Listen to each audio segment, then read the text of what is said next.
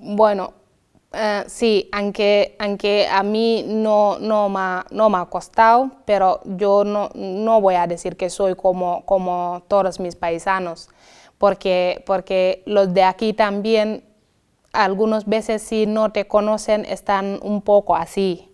Hasta que te conocen no van a tener unas cositas contigo, pero mis paisanos también igual, que hay algunos que si vienen, bueno, algunas veces se ponen también como vosotros, así un poco, y luego para que se integre es muy difícil.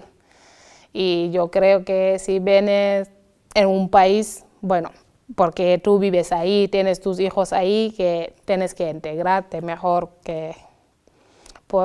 pero yo, no ha sido difícil. bi ma ñëwee Ascoitia mettiwul dara pour ma nekkandoog basque yi mais sama waa réew am na ci ñoo xam ne dafay metti ci ñoom parce que dañoo xaw a tëju tuuti.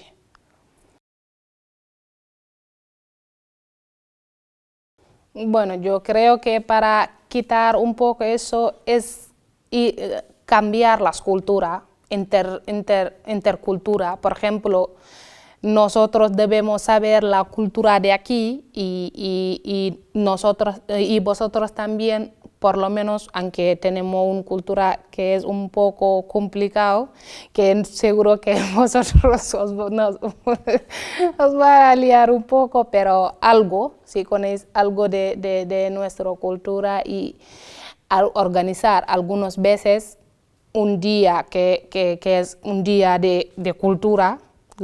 Cada país participa, por ejemplo, los senegaleses vienen y hacen su cultura, los otros países igual y los de aquí también. Yo creo que eso ayudará mucho a que la gente se les quita eso, que sepan, esa es la cultura de aquí y vosotros, esa es la cultura de...